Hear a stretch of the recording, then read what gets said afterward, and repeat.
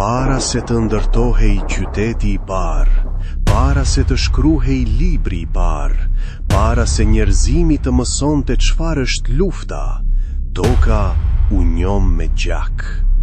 Jo gjaku i një të huaj, jo gjaku i një armiku, por gjaku i një vëllai, i derdhur nga dora e vëllait të vet.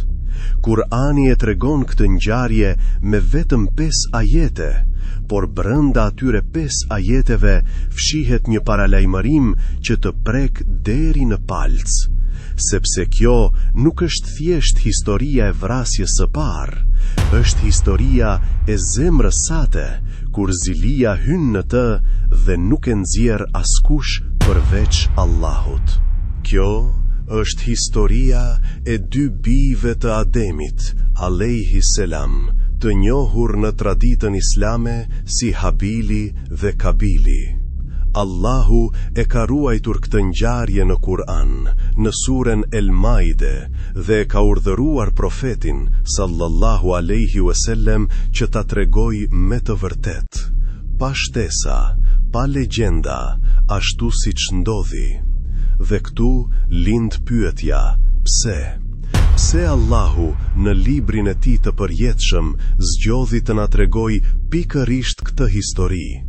Para fundit të kësaj videoje, do ta kuptosh se kjo ngjarje nuk u ruajt vetëm për të na informuar se si ndodhi vrasja e parë. U ruajt për të na treguar se si lind mëkati në zemër, si rritet në heshtje, dhe si të mbron Allahu prej tij, nëse ti ja hap derën atij. Dhe ka një detaj në fund të kësaj historie, një detaj me një zog të zi, që shumë njerëz e lexojnë dhe kalojnë pa e ndjer, por pikërisht aty fshihet një nga mësimet më të thella të gjithë ngjarjes. Qëndro deri në fund, sepse kjo histori nuk flet vetëm për 2 vëllezër të lashtë, flet për ty. Para se të fillojmë, dua të pyes diçka. A ke ndjer ndonjëherë atë shtrëngim në gjoks kur dikush tjetër merr atë që ti e doje? Vëllai yt, shoku yt, kolegu yt, atij i ecën puna, atij i pranohet lutja, atij i vjen begatia, dhe ti pret. Ajo ndjenjë ka një emër, zilia, hasedi. Dhe dietarët thonë se hasedi ishte mëkati i parë me të cilin u bë gjunah ndaj Allahut në qiell, kur Iblisi refuzoi t'i bënte sejdë Ademit, dhe mëkati i parë në tokë kur një vëlla vrau vëllain e vet. Kjo nuk është një histori e largët, kjo është një luftë që zhvillohet çdo ditë brenda gjoksit tënd dhe timit. Dhe Allahu na e tregoi fundin e kësaj rruge që në fillim të njerëzimit, që ne të mos e marrim atë rrugë kur. Allahu i madhëruar thot në suren El Maide, ajeti 27, lexoju atyre lajmin e vërtet të 2 bijve të Ademit, kur të 2 flijuan nga një kurban, e njerit ju pranua, ndërsa tjetrit nuk ju pranua. Vëre fjalën që përdor Allahu, me të vërtet, bil hak. Kjo histori nuk është mit, nuk është legjende popujve të lashtë, është e vërteta, e treguar nga ai që e pa gjithçka.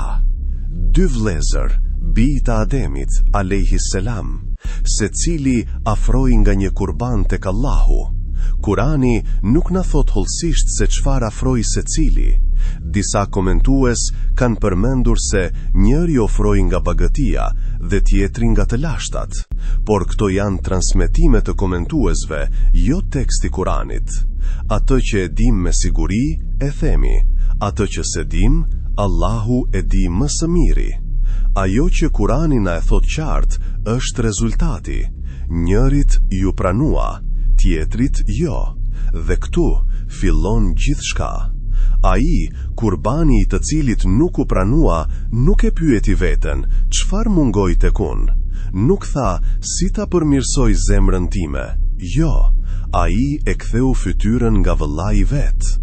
Dhe tha fjalet që Kurani i ka ruajtur për gjithmonë, unë do të vras. Ndalu këtu për një çast. Vëllai I tij nuk I kishte bërë asgjë, nuk I kishte marrë asgjë, nuk e kishte fyer. I vetmi faji I tij ishte se Allahu ja pranoi adhurimin. Kështu punon zilia. Ajo nuk e urren mëkatin e tjetrit, ajo urren begatin e tjetrit. Dhe përgjigja që dha vëllai I devotshëm është një nga fjalitë më madhështore në të gjithë Kur'anin. Allahu pranon vetëm prej të devotshmëve. Innema yataqabbalu Allahu minal muttaqin. Një fjali, por brenda saj qëndron sekreti I të gjitha veprave tona. Problemi nuk ishte kurbani, problemi ishte zemra pas kurbanit. Allahu nuk shikon sa e madhe është vepra jote, Allahu shikon sa e pastër është takvaja jote. Dhe kjo do të thot diçka tronditse për secilin prej nesh. Dy njerëz mund të falin të njëjtin namaz, të japin të njëjtën sadaka, të bëjnë të njëjtin haxh. Njërit I pranohet, tjetrit I kthehet. Dallimi nuk duket nga jashtë, dallimi është brenda.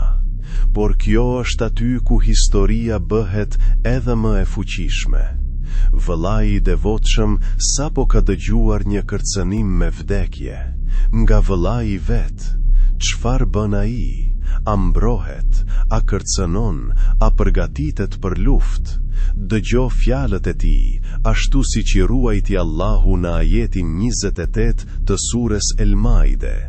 Nëse ti e zgjat dorën tënde drejt meje për të më vrarë, unë nuk do ta zgjas dorën time drejt teje për të vrarë. Unë I friksohem Allahut, Zotit të botëve. Lexoje edhe një herë këtë fjali. Ky njeri kishte fuqi të mbrohej. Komentuesit mes tyre Ibn Kathiri përmendin se ai nuk ishte I pafuqishëm, por ai zgjodhi të mos e fillonte gjakderdhjen. Qon nga frika e vllait, nga frika e Allahut. Inni e khafu Allaha Rabbel Alamin. Unë I friksohem Allahut, Zotit të botëve. Dhe pastaj a I tha diçka edhe më të thellë, ajeti 29. Unë dëshiroj që ti të ngarkohesh me mëkatin tim dhe me mëkatin tënd, e të bëhesh prej banorëve të zjarit. Ky është ndëshkimi I zullumqarëve. Dietarët e tefsirit e sqarojnë këtë.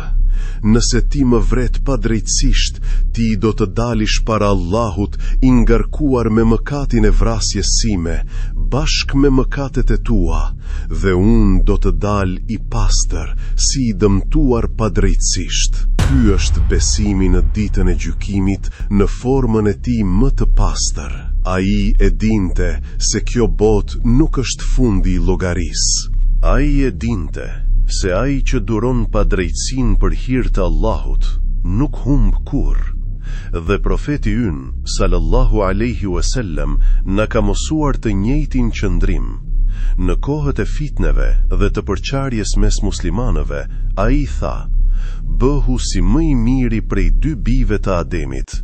Hadithi transmetuar nga Ebu Daudi dhe Tirmidhiu, I vlerësuar autentik nga dietarët. Më mirë I vrarë pa drejtësisht, se sa vrasës I pa drejt. Më mirë viktim para Allahut, se sa zullumqar para Allahut.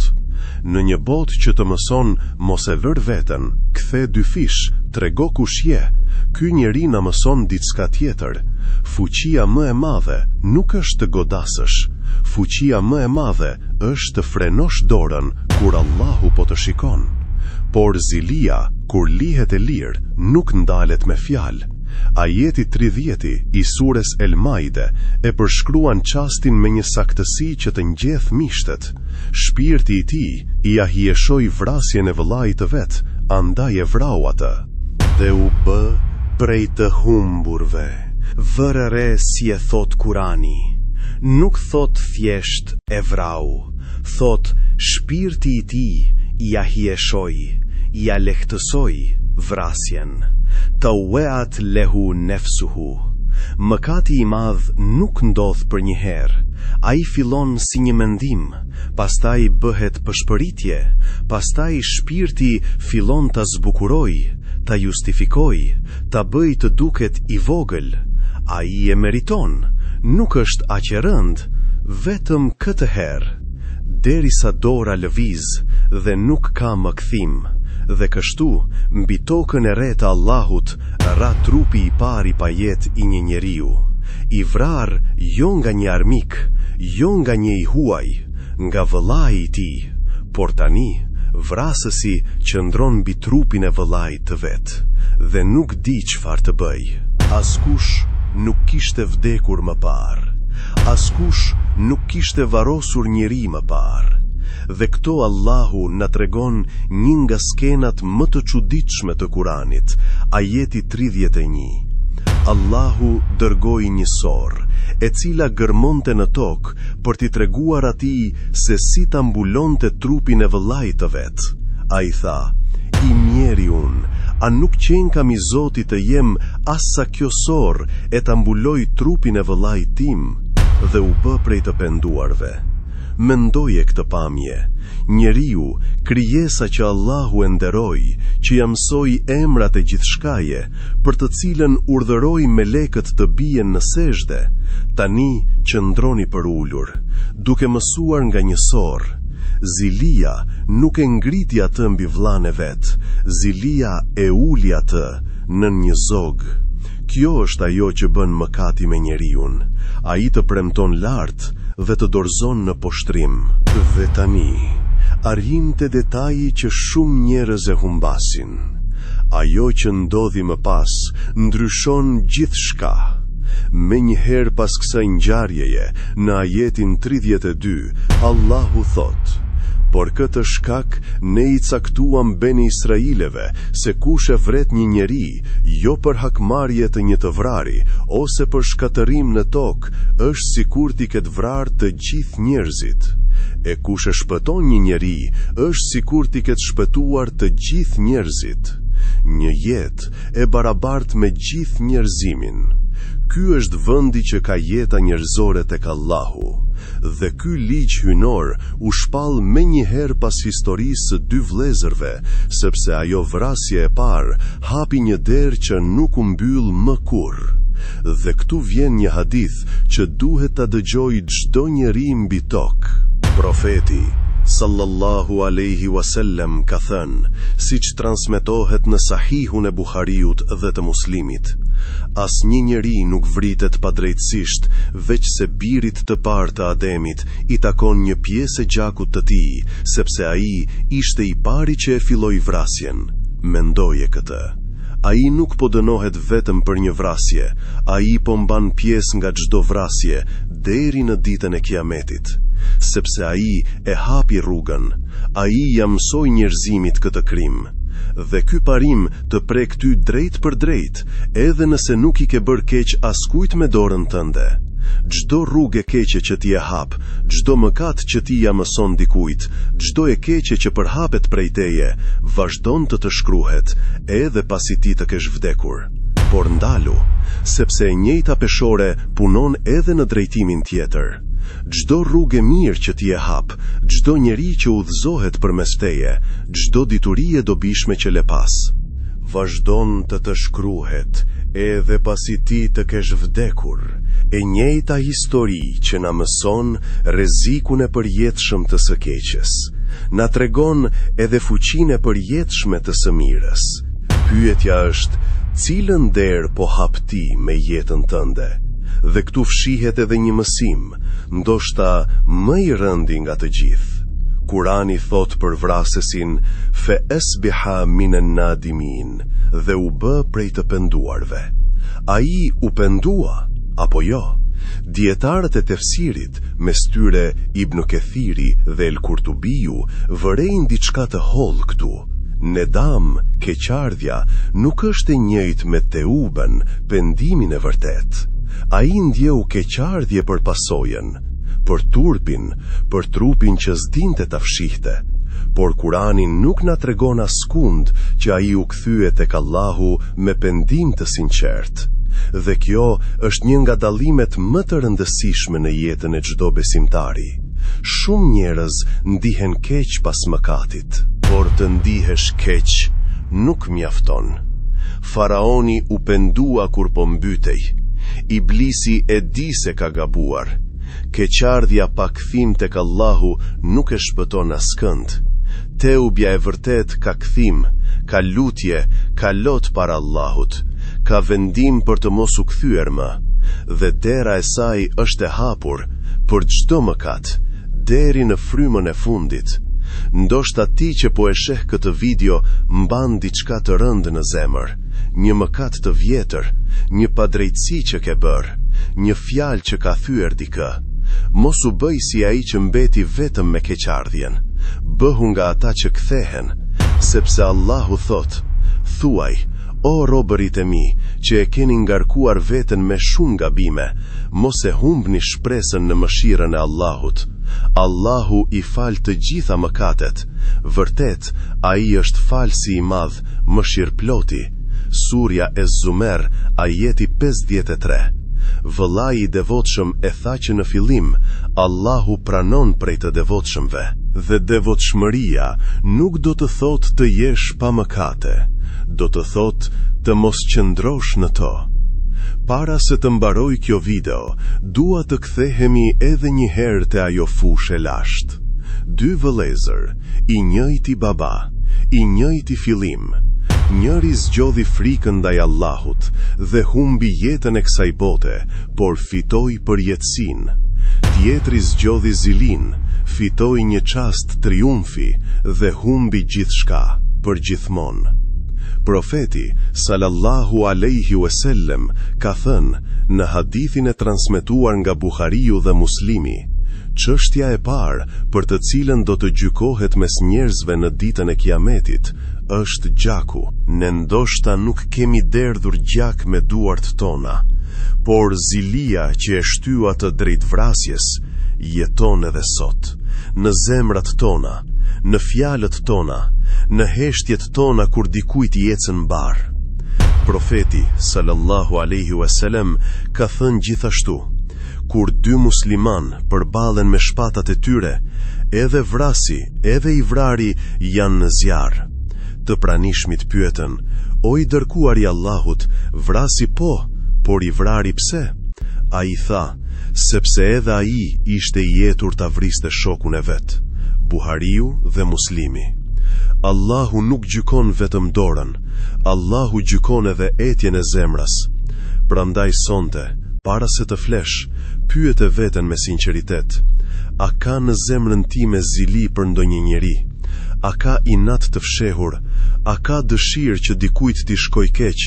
Nëse po, mos e mbaj brenda, mos e ushqe, mos e zbukuro, lufto kundër saj me dua. Lutju Allahut për atë njeri, sepse zemra nuk mund ta urrejë atë për të cilin lutet.